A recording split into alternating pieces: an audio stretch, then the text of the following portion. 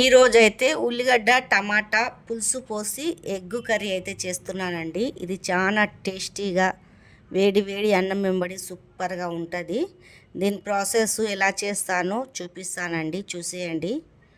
నూనె అయితే పోసుకున్నానండి. ఆనియన్ ఏమో సన్నగా తరుక్కోవాలా. జర ఆనియన్ 2 ఉల్లిగడ్డలు పెద్దగా కొయ్యాలండి.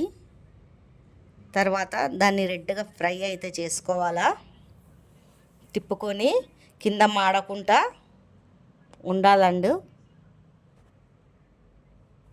తర్వాత ఇలా రెడ్గా అయిపోయాక అల్లం పేస్ట్ వేసుకోవాలా. ఫ్రెష్గా అయితే రుబ్బి వేసుకున్నానండి.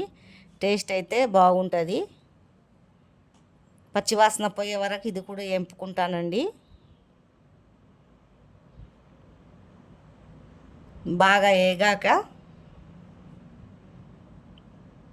మనకి దాంట్లో సాల్ట్ వేసుకోవాలా, పసుపు వేసుకోవాలా, కారం వేసుకోవాలా.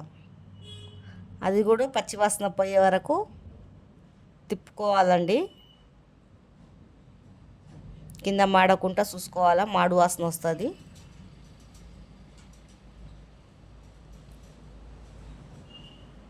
తర్వాత 2 టమాటాలు, పచ్చిమిర్చి, కల్లిమాకైతే వేసుకున్నాను.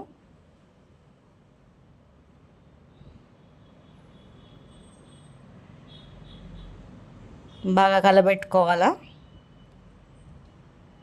దీంట్లోనే నీళ్ళు ఉడుతుంది. ఒక 5 నిమిషాలు పెట్టాలండి. ఉప్పు అయితే వేసేసుకుంటున్నాను. ఉప్పు వేసిన తర్వాత టమాటాల కంచి నీరు వస్తుంది. కొంచెం సేపు ఉడకనియాల.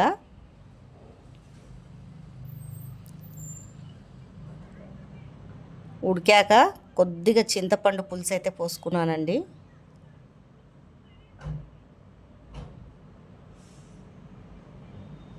దీన్నైతే బాగా ఉడకనియాలండి.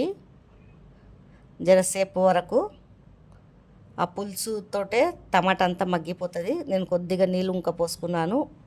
ఇలా ఉడికిపోయాక కాట్లు పెట్టుకొని గుడ్లు వేసుకోవాలి. దాంట్లో ఆ మసాలాలన్నీ దాంట్లో పడుతుంది. కాట్లు పెట్టి వేసుకుంటే పులుసు మసాలా అంతా గుడ్లలో పడుతుంది. టేస్ట్ వేరే లెవెల్ ఉంటుందండి ఎగ్ కర్రీకి. ఇది జరసేపు అయితే ఒక 5 నిమిషాలు మాడకుండా అయితే కింద చూసుకోవాలండి. తిప్పుతూనే ఉండాలా. తర్వాత కొద్దిగా చికెన్ మసాలా వేసుకోవాలా. నేనైతే వేసుకుంటున్నాను, మీకు ఇష్టం లేకుంటే వేసుకోవద్దు.